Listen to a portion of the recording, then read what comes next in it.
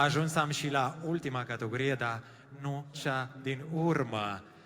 Cu deosebit respect anunț categoria 11, denumită foarte sugestiv, Nopți albe. Și nu vă gândiți la nopțile alea de petreceri, care ne lipsesc cu adevărat, nopțile albe din Sankt Petersburg, nu. Nopțile alea în care cineva nu doarme pentru că e știința la mijloc, pentru că se creează, pentru că e activitate prolifică care nu știe cum se învârte, cât rapid se învârt acele ceasornicului. Se decernează tinerilor care s-au dedicat domeniului de cercetare și inovare în sfera în care activează. Au contribuit la dezvoltarea și îmbunătățirea calității vieții prin invenții, inovații și cercetări științifice.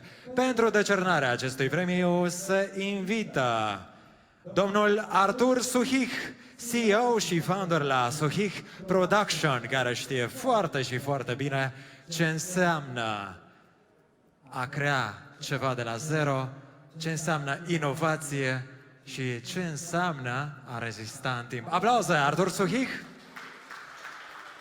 Bună seara, добрый вечер.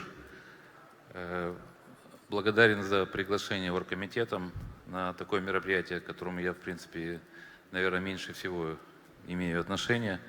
Но когда обсуждали, о какой идет премии речь, и сказано было, что речь про науку, изобретение, я подумал, что будет пранк сниматься какой-то. И удивился, говорю, слушай, ну если нужно приколоться, давай приколимся. Ну, пришел, посмотрел уже второй час мероприятия, понимаю, что никакого розыгрыша нет, все серьезно.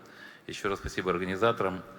Что касается моего отношения к этой номинации, хочу сказать, что, наверное, это высший пилотаж в области бескорыстия, потому что я не очень себе представляю, как человек, который идет долгие годы к какому-то открытию или изобретению, к какому-то достижению в той или иной прикладной истории, чтобы он думал, сколько с этого денег можно будет заработать. И что самое интересное, наверняка люди, которые что-то изобретают, они не думают,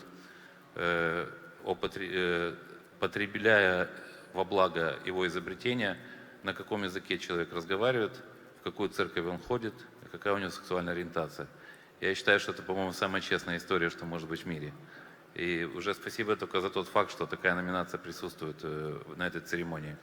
А еще хотел сказать, что в отличие от Нобелевской премии, здесь, наверное, награда быстрее находит своего соискателя. Я уверен. Николай Абабий. Aplauze, Nicolae Ababi, atenție la ecran!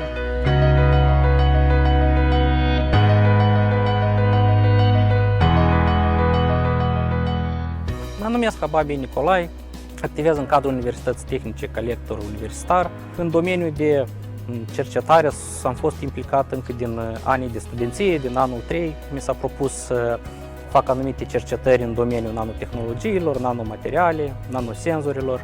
Proiectul meu este bazat pe anumite cercetări, cum influențează umiditatea, anumiți parametri a senzorilor de gază pentru hidrogen sau pentru compuși organici volatile.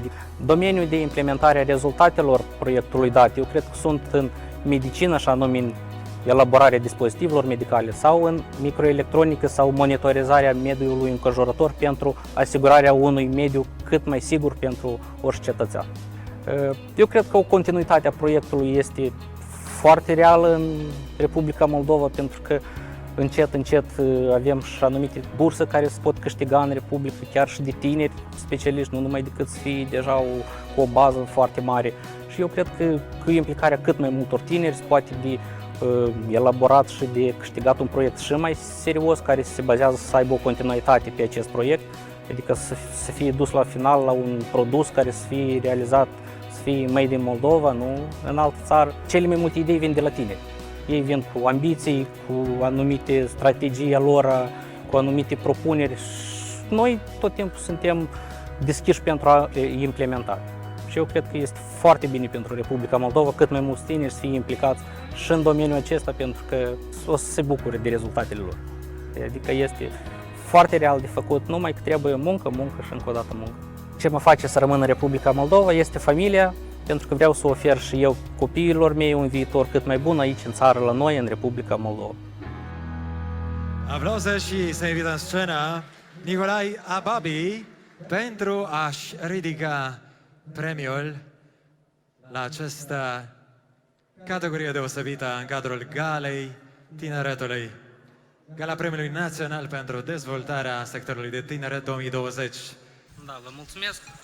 În primul rând vreau să mulțumesc familiei pentru susținere și pentru răbdarea care o are, pentru că în cercetare nu există un program de lucru sau ceva, dar dacă se începe a obține un rezultat, atunci când te uiți la oră, deja este ora 10 seara, 11 seara, când ajungi acasă și așa mai departe.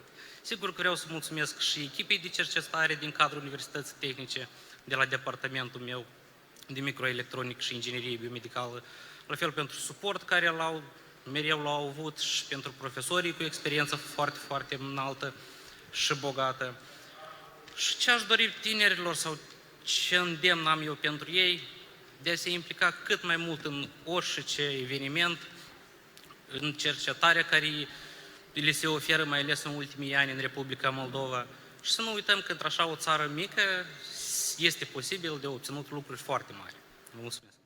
Aplauze, lektor uniwersytetu, din câte am înțeles, așa, Nicolae Ababi. I огромное спасибо вам, Artur Suhih.